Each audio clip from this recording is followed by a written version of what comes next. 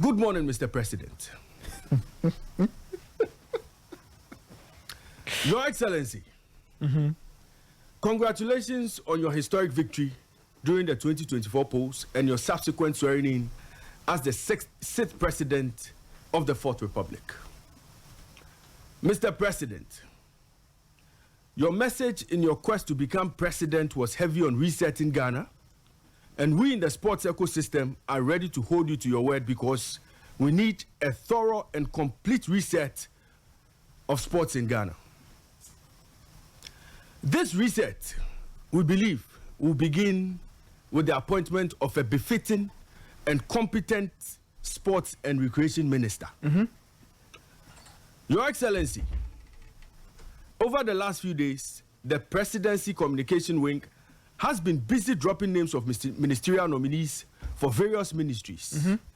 But conspicuously missing from the list of nominees is the name of the Minister of Sports and Recreation. The delay, I want to believe, is because of how meticulous the selection process has been. This is my firm belief. But that notwithstanding, Mr. President, let me not remind you that one of the lows of your first term in office was how your sports minister couldn't organize a piss-up in a brewery, resulting in your government having to airlift $3 million to Brazil during the 2014 World Cup. An action that was nothing short of a huge national disgrace. I believe this is a past you so desperately want to erase by leaving a better legacy this time round. If so, Mr. President, we don't want another sports minister cast in his mode. Never again should we see our sports minister cry like a baby at the table of accountability. Never again. Mr. President, you presented us again with another sports minister who entered office with a prejudiced view of the people he was going to work with. He rattled every cage in sight. The GFA and the national team were his main target. It was all war from the warlord of a minister. In the end, problems that needed to be fixed persisted even after his departure. Mr. President, we don't need another hot-headed, hot-blooded witch hunter of a sports minister whose approach to solving problems in the ministry leaves us with nothing but division.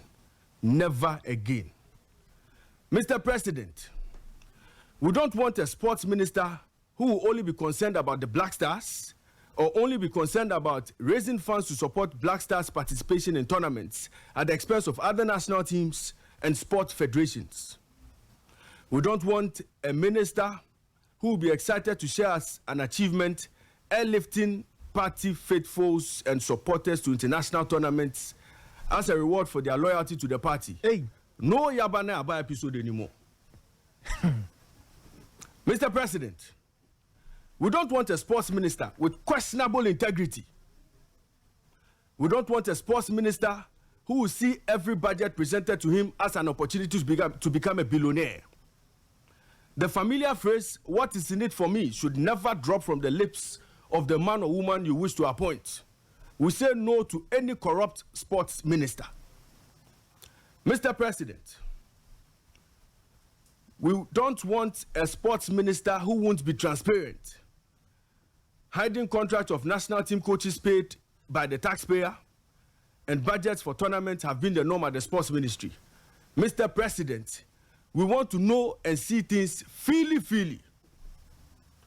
Mr. President, we don't want a sports minister who will be in bed with the Ghana Football Association and be playing full five for the GFA. We need proper oversight that demands accountability and a conscious effort to protect the public purse.